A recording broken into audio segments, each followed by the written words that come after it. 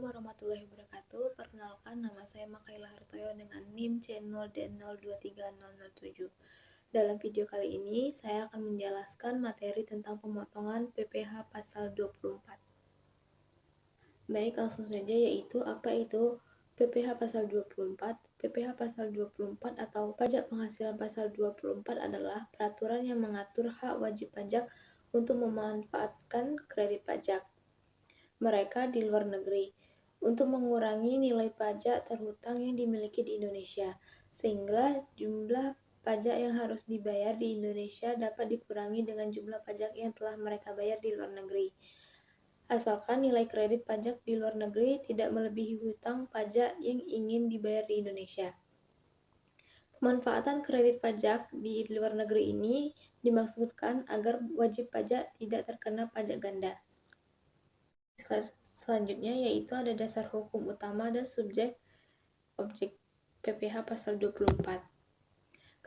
Dasar hukum utama PPh pasal 24 yaitu ketentuan ini tertuang dalam pasal 24 ayat 1 Undang-Undang Nomor 36 Tahun 2008 tentang perubahan keempat atas Undang-Undang Nomor 7 Tahun 1983 tentang pajak penghasilan yang berbunyi pajak yang dibayar atau terhutang di luar negeri atas penghasilan dari luar negeri yang diterima atau diperoleh wajib pajak dalam negeri boleh dikreditkan terhadap pajak yang terhutang berdasarkan undang-undang ini dalam tahun pajak yang sama.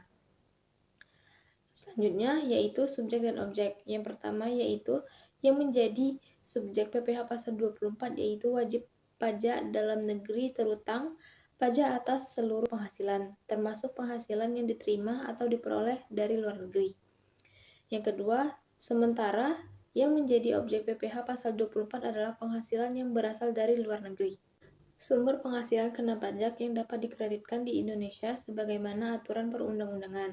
Adapun jenis-jenisnya adalah sebagai berikut. Yang pertama yaitu ada pendapatan dari saham dan surat berharga lainnya. Yang kedua yaitu pendapatan atas keuntungan dari pengalihan saham dan surat berharga lainnya. Yang ketiga yaitu penghasilan berupa bunga, royalti, dan sewa sehubungan dengan penggunaan harta bergerak. Yang keempat yaitu penghasilan berupa sewa sehubungan dengan penggunaan harta tidak bergerak. Yang kelima yaitu ada penghasilan dari BUT di luar negeri.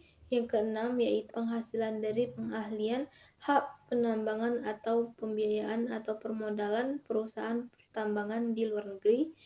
Yang ketujuh ada keuntungan dari pengahlian harta tetap di luar negeri.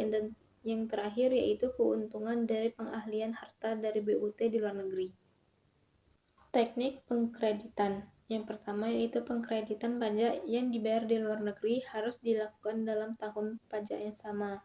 Yang kedua yaitu nominal yang dapat dikreditkan adalah maksimal sama dengan jumlah pajak yang dibayar atau terhutang di luar negeri.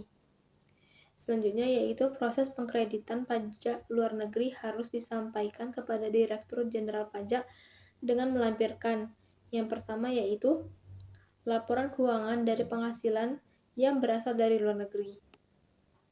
Yang kedua yaitu fotokopi surat pemberitahuan pajak yang disampaikan di luar negeri. Yang ketiga, dokumen pembayaran pajak di luar negeri. Contoh perhitungan PPh pasal 24. PT Sinar Gemilang di Semarang memperoleh penghasilan neto dalam tahun 2022 sebagai berikut. Penghasilan dalam negeri 400 juta. Penghasilan dari Vietnam yaitu 200 juta yang dimana tarif pajak 20%. Hitunglah PPh pasal 24 atau kredit pajak luar negeri dari PT Sinar Gemilang tahun 2022. Pembahasan yang pertama yaitu menghitung total penghasilan kena pajak, yang dimana penghasilan dalam negeri 400 juta, penghasilan dari Vietnam 200 juta. Jumlah penghasilan neto jadinya yaitu 600 juta. Yang kedua yaitu menghitung total PPh terhutang. Pajak terhutang yaitu 25% dikali dengan 600 juta, yang mana hasilnya yaitu 150 juta. Yang ketiga yaitu menghitung PPh maksimum yang dapat dikreditkan, yang dimana penghasilan luar negeri dibagi dengan total penghasilan dikali total PPh terutang, yaitu 200 juta dibagi 600 juta dikali 150 juta, yang dimana hasilnya yaitu 50 juta. Yang keempat yaitu ada menghitung PPh yang terutang atau dipotong di luar negeri, yang dimana 20% dikali 200 juta hasilnya 40 juta.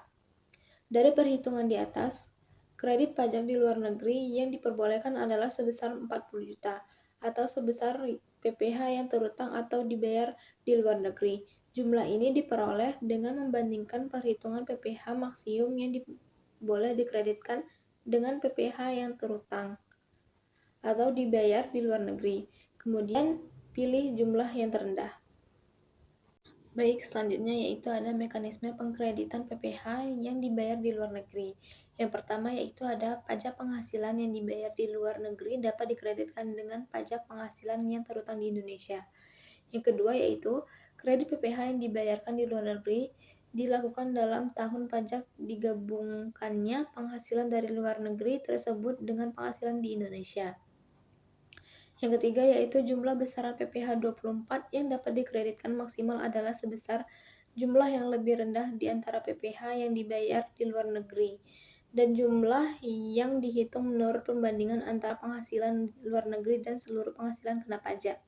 Yang keempat yaitu jika penghasilan di luar negeri berasal dari beberapa negara, maka kemudian penghitungan PPh 24 dilakukan untuk masing-masing negara. Yang kelima yaitu penghasilan kena pajak yang dikenakan PPh final atau penghasilan yang dikenakan pajak tersendiri tidak dapat digabungkan dengan penghasilan lainnya. Yang keenam yaitu ketika jumlah PPh yang dibayarkan di luar negeri melebihi ketentuan PPh 24 yang dapat dikreditkan, maka kelebihan tersebut tidak dapat diperhitungkan pada tahun mendatang, tidak dibebankan dan tidak direstitusi. Yang ketujuh yaitu jika terjadi perubahan besarnya penghasilan yang berasal dari luar negeri, maka wajib pajak harus melakukan pembentulan SPT tahunan yang dilampirkan. Yang ke-8 yaitu jika pembentulan SPT tahunan menyebabkan PPh menjadi kurang bayar, maka nominal kurang bayar tidak akan dikenakan sanksi bunga. Dan yang terakhir yaitu ketika pembentulan SPT tahunan yang dilakukan menyebabkan PPh lebih bayar, maka kelebihan bisa dikembalikan pada wajib pajak setelah diperhitungkan dengan utang pajak lainnya. Baik, itulah pemaparan materi tentang pemotongan PPh pasal 24 dari saya. Lebih kurang saya mohon maaf. Saya akhiri dengan wassalamualaikum warahmatullahi wabarakatuh. Terima kasih.